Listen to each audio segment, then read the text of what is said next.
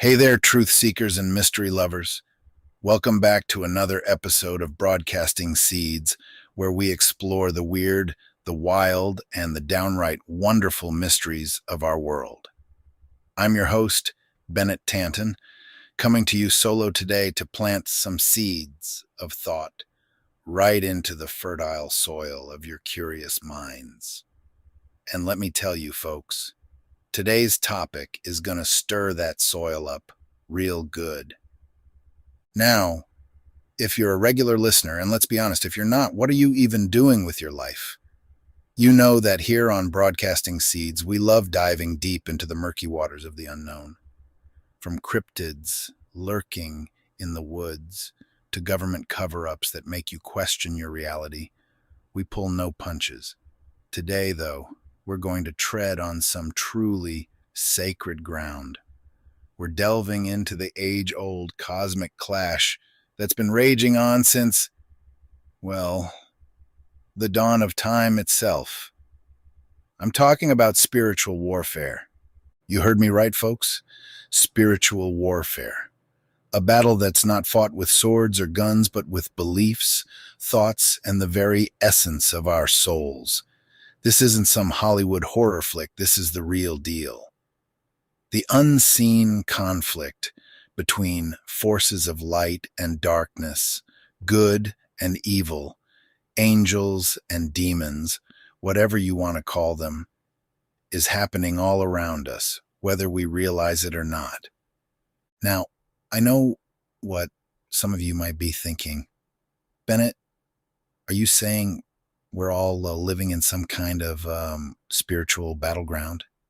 And my answer to you is a big fat yes. But don't worry. We're not here to scare you into hiding under your bed. This isn't The Exorcist. We're here to educate, inspire, and maybe even give you a few good laughs along the way. Because let's face it, if we can't find a little humor in the weirdness of it all, then what's the point? So, buckle up, folks. In today's episode, we're going to explore what spiritual warfare really means, how it manifests in our everyday lives, and what we can do to arm ourselves in this invisible fight. We're going to break it down into 5 segments. First, we'll dive into the origins and nature of spiritual warfare. Then, we'll explore where this battle takes place, the mind, heart, and soul. After that, we'll look at the weapons of light, faith, prayer, and virtue, and how we can use them to our advantage. In the 4th segment, we'll talk about recognizing the enemy, how to spot spiritual attacks and temptations when they sneak up on you. And finally, we'll wrap it all up by discussing the stakes of this battle, not just for individuals, but for humanity as a whole. So, grab your spiritual armor, your prayer beads, your Bible, your sage, or whatever else you use to keep the bad juju at bay. And let's get ready to dive into the deep end of the spiritual pool. This is going to be a ride you won't want to miss. And remember, folks, it's not just about planting seeds of curiosity. It's about growing a forest of understanding. All right, let's get into it.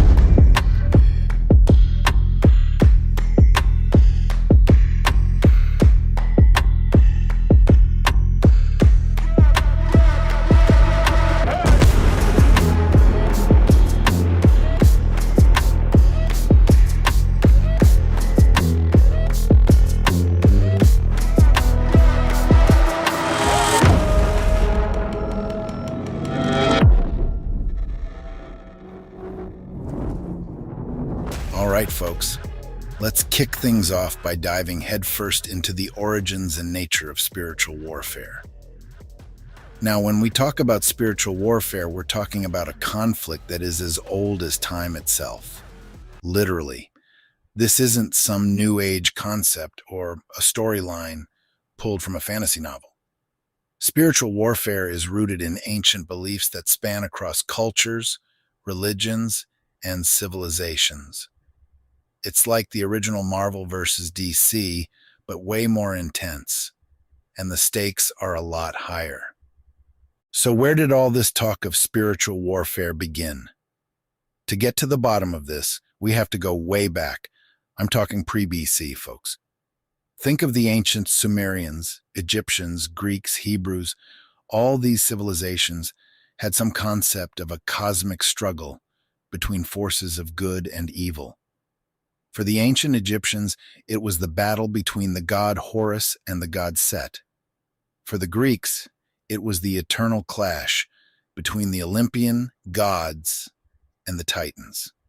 And let's not forget the Hebrews, who gave us one of the most detailed accounts of this spiritual struggle through the texts of the Old Testament. Now, you might be asking Bennett, why do all these cultures have such similar stories?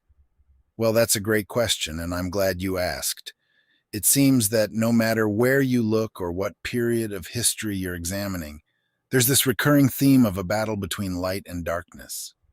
Some folks believe it's because these stories are rooted in a universal truth, a truth that we as humans have always sensed, but maybe not fully understood. Take the Bible, for example. In the book of Revelation, it talks about a war in heaven where Michael and his angels fought against the dragon, Satan and his angels. The stakes? The souls of humanity. Pretty high stakes, if you ask me. But it's not just in Revelation. All throughout the Bible, there are references to this cosmic conflict. Ephesians 6:12. Anyone? For our struggle is not against flesh and blood, but against the rulers, against the authorities, against the powers of this dark world, and against the spiritual forces of evil in the heavenly realms. That's straight from the Apostle Paul, laying it down like a heavyweight boxer calling out his opponent. But it's not just in Christianity. Hinduism speaks of the eternal struggle between dharma, cosmic order, and adharma, chaos. In Islam, there's the concept of jihad, which is often misunderstood as solely physical, but actually encompasses the spiritual struggle against sin. And let's not forget our Native American friends who have tales of battles between benevolent and malevolent spirits, teaching us that even the earliest inhabitants of our land recognized this cosmic tug of war. So, what does all this tell us? It tells us that the idea of spiritual warfare isn't just some fringe belief, it's deeply ingrained in the human psyche. It's like humanity collectively knows there's more going on behind the scenes, that there's a bigger game being played, and we're all on the board, whether we like it or not. Maybe that's why these stories have endured for so long. They speak to a part of us that understands, deep down, that there is more to this world than what meets the eye. But let's bring this down from the heavenly realms for a second and back to earth. What does this mean for you and me? Well, if these ancient texts and beliefs are to be believed, it means we're not just passive spectators in this cosmic drama. We're active participants. Every decision we make, every thought we entertain, every action we take is part of this grand struggle. We're on the front lines, baby. And whether you're aware of it or not, you're playing a role in this story. Now, I know that sounds heavy, but stick with me. Think about it. Every culture, every religion, every spiritual path has its version of this cosmic struggle. They all have their heroes, their villains, their battles, and their victories. And if all these different peoples, separated by oceans and centuries, have all come to the same conclusion, that there's a war going on beyond the veil of the physical world, then maybe, just maybe, there's something to it. All right, let's take a breath here because we're just getting started. We've laid down the groundwork by understanding that this concept of spiritual warfare is not only ancient, but also widespread across different cultures and beliefs. Next up, we're going to dive into where this battle actually takes place. Spoiler alert, it's a lot closer than you think. So stay tuned and remember, this isn't just about ancient texts and old myths. This is about you, right here, right now.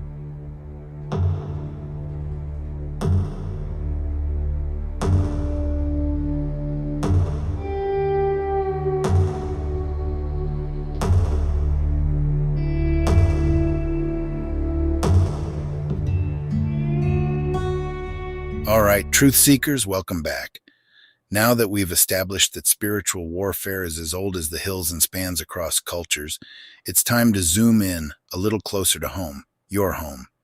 And by home, I mean the place where the real battle is taking place. No, I'm not talking about your living room, unless you're having some epic inner conflict while trying to decide whether to binge another episode of your favorite show or finally get some sleep. I'm talking about the mind, the heart, and the soul. That's right, folks. The invisible battlefield is within you. So, let's break this down. The mind, the heart, and the soul are the front lines in this cosmic clash. It's like a game of spiritual capture the flag, and the territory being fought over is none other than your innermost being. Now, why these three? Why not your biceps or your ability to parallel park? Well, it's because these three, mind, heart, and soul, are the centers of our beliefs, thoughts, emotions, and ultimately, our actions. Let's start with the mind. Picture this. Your mind is like a bustling city, always active, always buzzing with thoughts. Some good, some bad, some downright ridiculous. Now imagine that within this city, there's a constant battle for control. On one side, you've got the forces of light, thoughts of hope, love, truth, and positivity. On the other side, the forces of darkness are trying to sneak in their agents of doubt, fear, negativity, and deceit. It's a spiritual version of a spy movie where the good guys are trying to root out the saboteurs before they can cause too much damage. Think about it. Have you ever been going about your day feeling pretty good and suddenly, out of nowhere, a negative thought hits you like a ton of bricks? Maybe it's a doubt about your self-worth or a fear that something bad is going to happen. Boom! Just like that, you're thrown off balance. That's a little sneak attack right there. And before you know it, that single thought has spiraled into a full-blown inner crisis. The mind is a powerful thing, my friends, and it can either be a fortress of light or a dark dungeon, depending on who's in control. Now let's move on to the heart. The heart, the seat of our emotions, our desires, and our passions. If the mind is the city, the heart is like the mayor's office. It's where the decisions are made, where our deepest desires are kept, and where the real power lies. The forces of light want to fill your heart with love, compassion, and empathy. Things that not only make you a better person, but also make the world a better place. But the dark side? Oh, they're sneaky. They want to sow seeds of hatred, jealousy, anger, and bitterness. Ever found yourself irrationally angry over something trivial? Or jealous of someone else's success when you know you should be happy for them? That's not just a you thing. That's a spiritual warfare thing. The heart is constantly under attack, and the choices you make in response to those attacks can have profound effects on your life and the lives of those around you. And finally, we come to the soul. The soul is the ultimate battleground, folks. It's the flag in our game of spiritual capture the flag. The soul is where our true essence lies, where our deepest truths and beliefs are held. It's the eternal part of us, the part that many believe continues on after this physical life is over. The soul is what the forces of darkness and light are really after. They're not interested in just your mind or your heart. They want the whole package. They want you. And let's be clear, they're playing for keeps. So, how do these battles manifest in the real world? Great question. I'm glad you asked. They manifest in a million different ways, some subtle, some not so subtle. It could be that persistent nagging feeling that you're not good enough. It could be a sudden rush of anger that seems to come out of nowhere. It could be a temptation to do something you know is wrong, but that dark little voice whispers, just this once, it won't matter. Spoiler alert, it does matter. Each of these moments is a skirmish in the larger war. And here's the kicker, folks. This isn't a one and done kind of battle. Oh no, this is a daily, sometimes hourly, sometimes minute by minute kind of thing. It's like being in a boxing ring where the bell never rings for a break. But, and this is a big but, you're not defenseless. Far from it. You've got tools, weapons even, to fight back, to defend your mind, heart, and soul. And we're going to get into all that in the next segment. But for now, I want you to start thinking about how this battle might be playing out in your life. What are the thoughts that seem to attack you out of nowhere? What emotions flare up unexpectedly? What are the temptations that try to lead you astray? Recognizing these battles is the first step in winning them. So stay tuned, because in the next segment, we're going to talk about how to arm yourself for this fight with the weapons of light, faith, prayer, and virtue. All right, folks, don't go anywhere. We're just getting warmed up, and trust me, you don't want to miss what's coming next.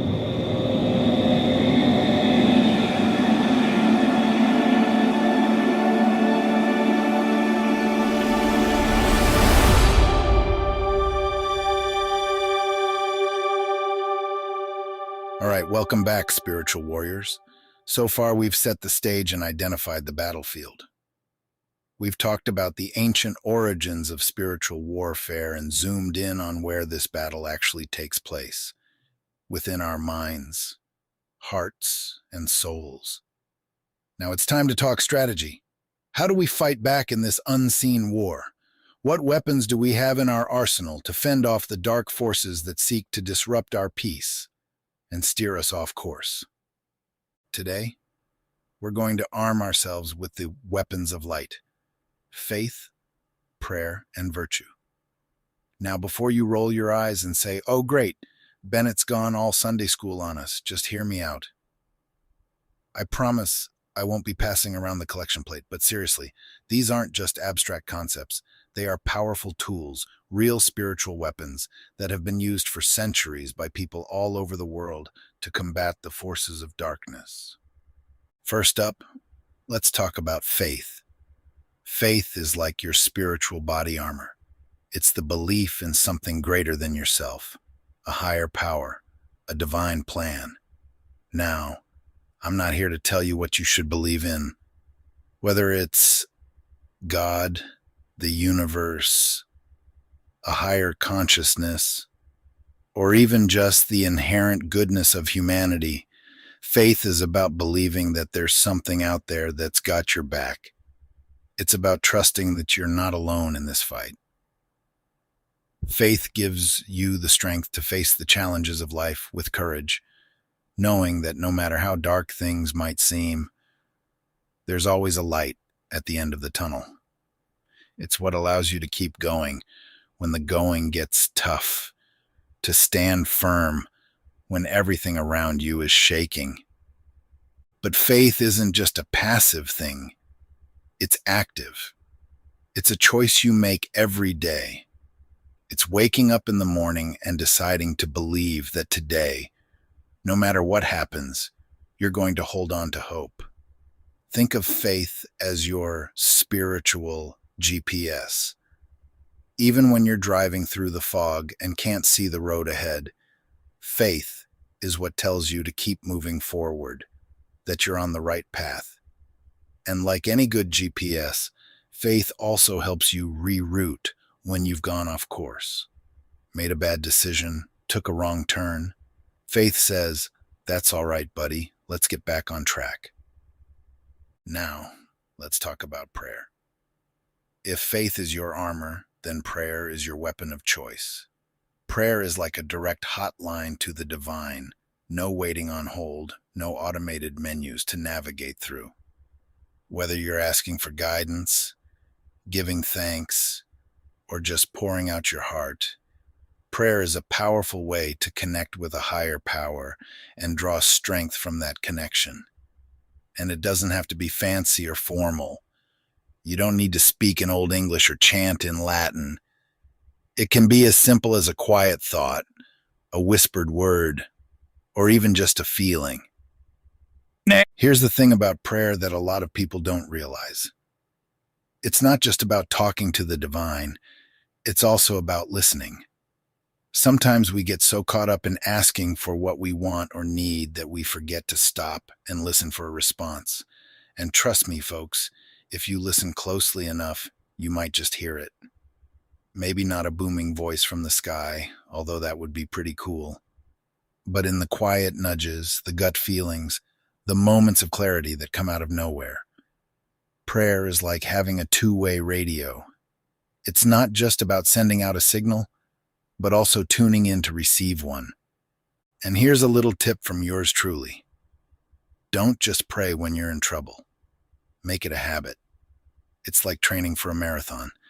You can't just wake up one day and expect to run 26.2 miles without some serious prep work.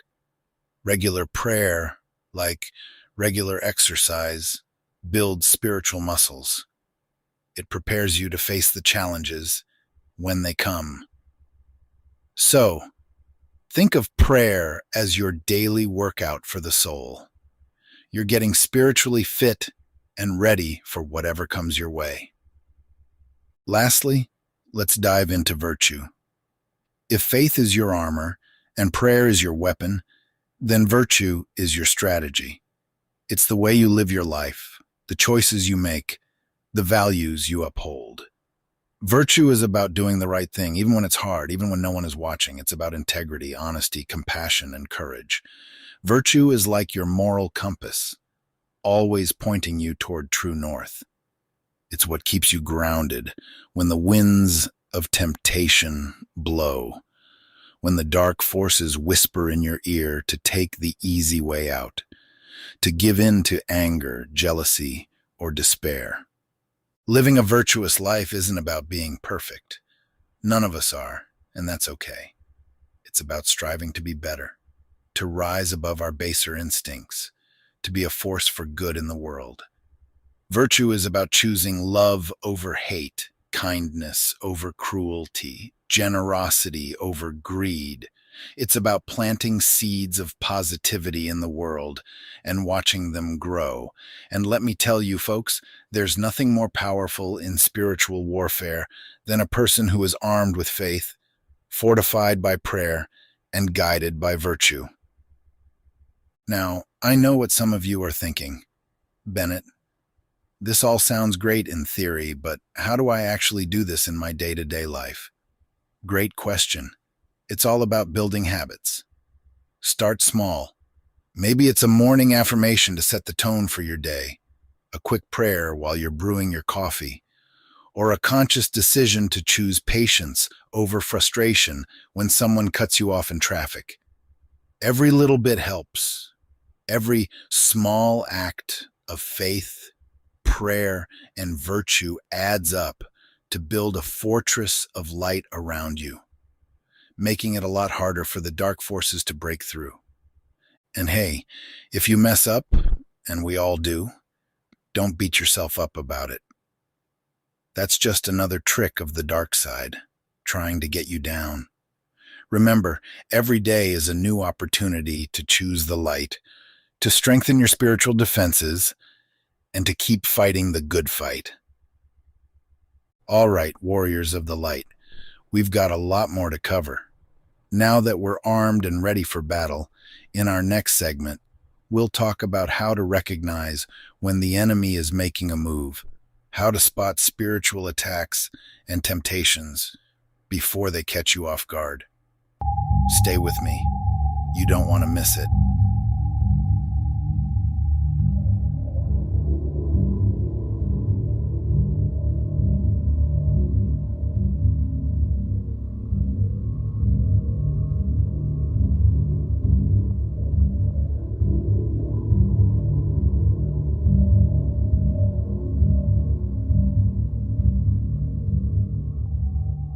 We've equipped ourselves with the weapons of light, faith, prayer, and virtue.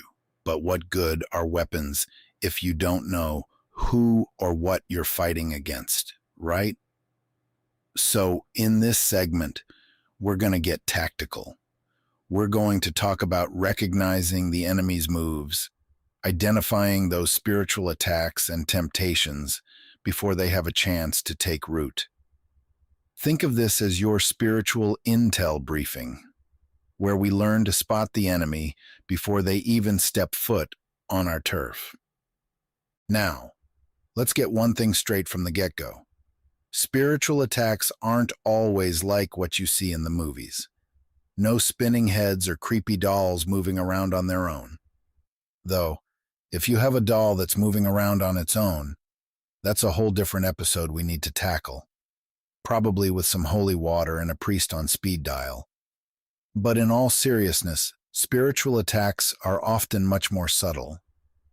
They're like stealthy ninjas, slipping in under the radar, trying to influence your thoughts, emotions, and actions without you even realizing it.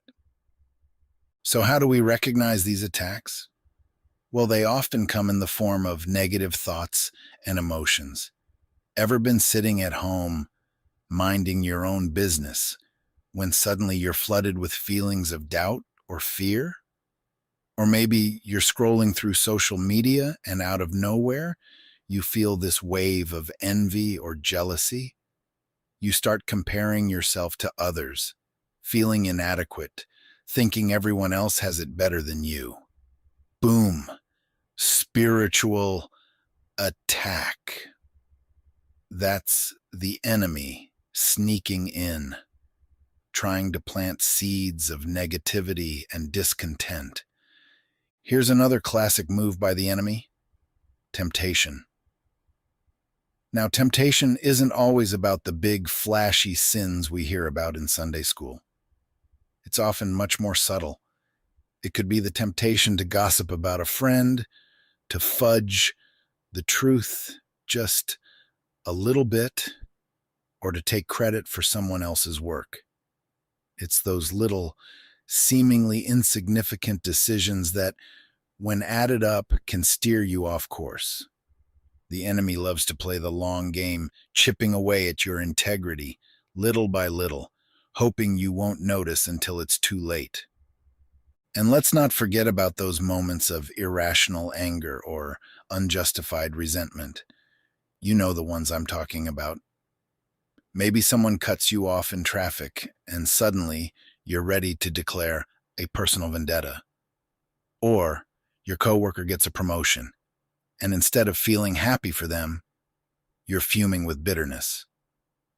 These moments aren't just about losing your cool. They're opportunities for the enemy to exploit your emotional vulnerability and drive a wedge between you and the light. Now, I know what some of you are thinking. Bennett, aren't these just normal human emotions? Isn't it natural to feel angry or jealous or scared sometimes? And you're absolutely right. We're all human, and it's normal to experience a range of emotions. The trick is to recognize when these emotions are being amplified or manipulated by external, darker forces. It's about understanding when a passing feeling is being twisted into something more destructive. So how do we do that? How do we differentiate between a natural feeling and a spiritual attack? Great question. It all comes down to awareness and discernment. Awareness is about being mindful of your thoughts and emotions, about paying attention to the internal dialogue that's going on in your head. Are your thoughts lifting you up, or are they tearing you down? Are they encouraging you to be a better person, or are they tempting you to take shortcuts and compromise your values? Discernment, on the other hand, is like your spiritual radar. It's the ability to sense when something is off, when a thought or feeling doesn't seem to be coming from a good place.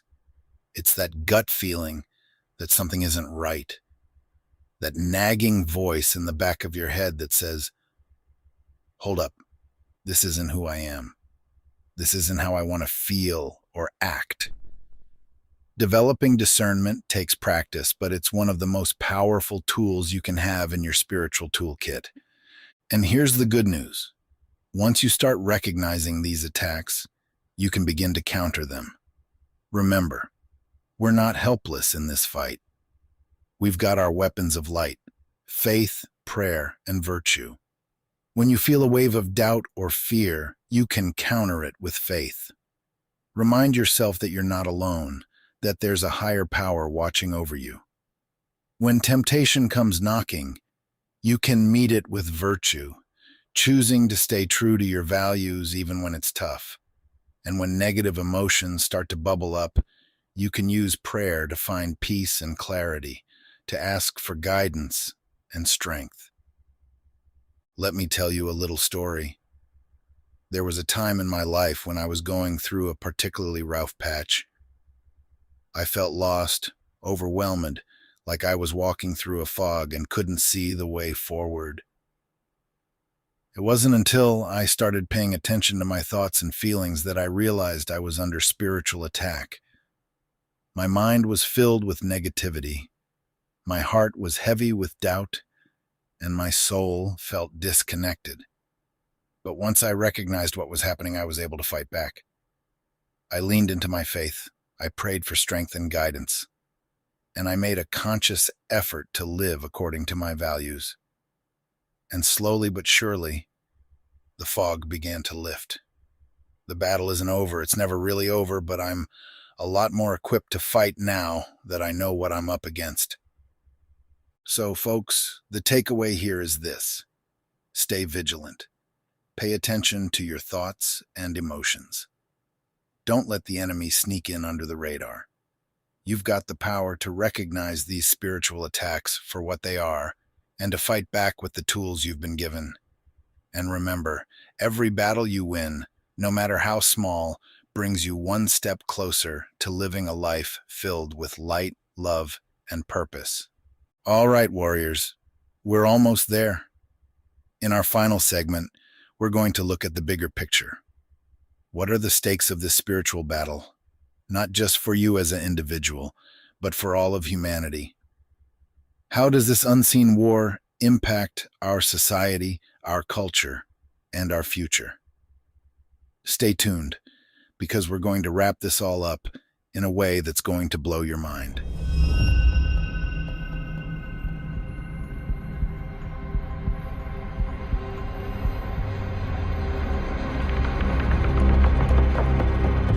All right, truth seekers, we're in the final stretch of today's deep dive into the unseen war raging all around us: spiritual warfare. We've covered a lot of ground so far: the ancient origins of this battle, the battlegrounds of the mind, heart, and soul, and the weapons of light we have at our disposal. We've even discussed how to recognize when the enemy is making a move. Now, it's time to zoom out and look at the bigger picture. What's really at stake here? Why does this spiritual battle matter? Not just for you and me, but for all of humanity. Let me start with a little reminder. This isn't just a personal fight. Sure, it's happening within us, our thoughts, our emotions, our souls, but it's also happening on a much grander scale. We're talking cosmic, folks. The stakes of this spiritual warfare extend far beyond our own personal salvation or inner peace. They touch on the very fabric of our society, our culture, our collective future as a species. Now, I don't want to sound like a doom and gloom prophet. Trust me, I'm all about the positive vibes, but we need to face the facts. When we talk about spiritual warfare, we're talking about the forces of good and evil, light and darkness, and their influence on the world around us. The choices we make in this unseen battle have ripple effects that go far beyond our own lives. They impact the people around us, our communities, and ultimately, the world at large. Let's start with the individual consequences. When we give in to negative thoughts and emotions, fear, anger, jealousy, hatred, we're not just hurting ourselves, we're weakening our own spiritual defenses, making it easier for darkness to take hold in our lives. This can lead to a downward spiral. Bad decisions, broken relationships, lost opportunities. You've seen it happen before, right? Maybe a friend who got caught up in a cycle of negativity and ended up losing everything they held dear. Or a family member who let bitterness take root and watched it grow into a full-blown forest of resentment. These aren't just random occurrences. They're the direct result of losing battles in the spiritual war within. But here's the thing, when we lose those battles, it doesn't just stay within us. It spills out. Like a cup that's overflowing, our internal struggles manifest in the external world. A person filled with anger and hatred doesn't just keep that inside, they project it onto others. They spread it around like a virus, infecting those around them. Before you know it, one person's internal battle has become a community's problem. That's how spiritual darkness spreads, from the inside out, from the individual to the collective. Now, let's talk about the societal consequences. When enough individuals start losing their internal battles, we see the effects on a larger scale. Look around at our world today. Division, conflict, hatred, and fear. It's like a global epidemic, and it all starts from within. Spiritual warfare isn't just some abstract concept. It's playing out on the streets of our cities, in the halls of our governments, in the institutions that shape our societies. Think about it. When leaders are consumed by greed or lust for power, that's a spiritual battle lost. When communities are torn apart by prejudice or intolerance, those are battles lost on a societal level. And the more we lose, the darker the world becomes. It's like a domino effect.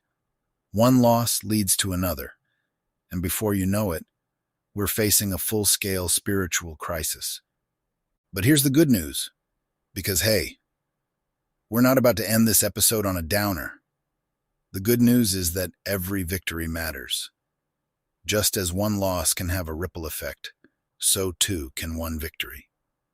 When you choose love over hate, when you choose to forgive rather than hold a grudge, when you choose to act with integrity instead of taking the easy way out, you're not just winning a battle for yourself. You're contributing to a larger victory for all of humanity. You're shining a light that can push back the darkness, if only a little bit. And when enough people start doing that, the light becomes blinding. Think of it like a candle in the dark. One candle doesn't do much, right? But light enough candles, and pretty soon, you've got a bonfire that can be seen for miles. That's the power of collective action in spiritual warfare. Each of us has the ability to make a difference, not just in our own lives, but in the lives of those around us, in our communities, and in the world.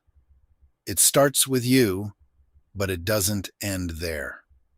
So, what's at stake in the spiritual war? Everything. The soul of humanity, the future of our world, the very fabric of our society. But we're not powerless in this fight. We've got our weapons of light, faith, prayer, virtue, and we've got each other. We can stand together, fight together, and win together. Because at the end of the day, that's what this is all about.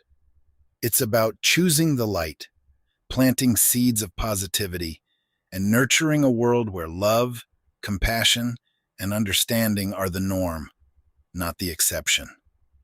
And listen, I know it's easy to feel overwhelmed, to feel like the darkness is too great to overcome. But remember, every battle won, no matter how small, adds up. Every act of kindness, every moment of compassion, every decision to choose good over evil, it all counts. It all contributes to the larger fight. So don't give up. Don't lose heart. Keep fighting the good fight and know that you're not alone.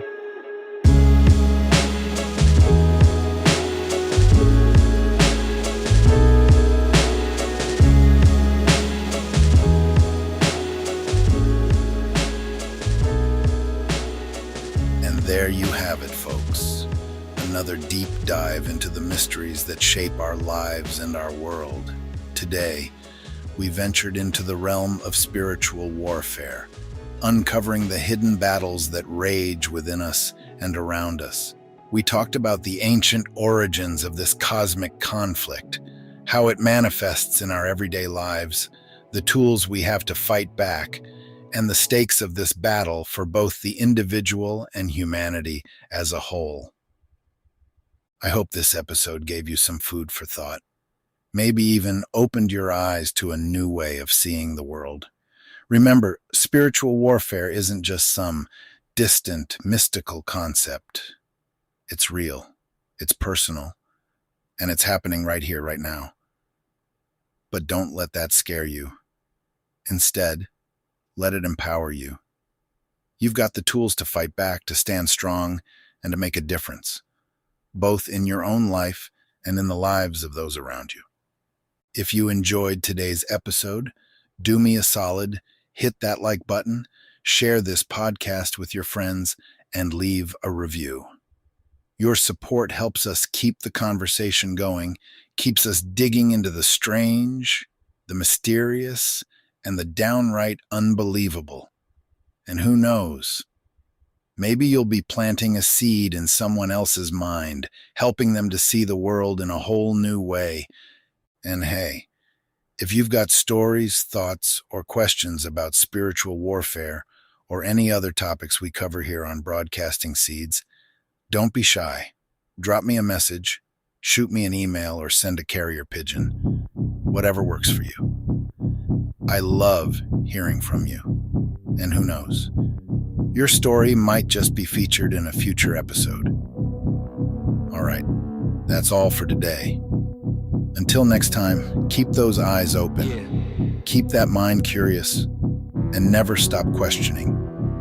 This is Bennett Tanton, reminding you to stay vigilant, stay inspired, and keep broadcasting those seeds of truth. I got bad thoughts that make my mind scared, hold me hostage and they don't fight fair. Who gon' pray for me and wipe all my tears? Who gon' save me if you not right here? Move this darkness and make my sight clear. Take me your way cause I don't like here. Ghosts of my past, they fill in the night air. Wake me up, I'm trapped in my nightmares. Wake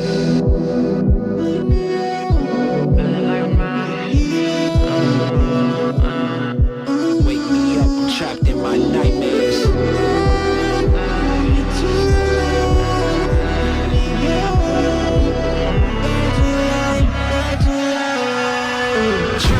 Drowning, I'm off the deep end. Apparitions of all my demons. All my thoughts are committing treason. All alone, who gon' hear me screaming?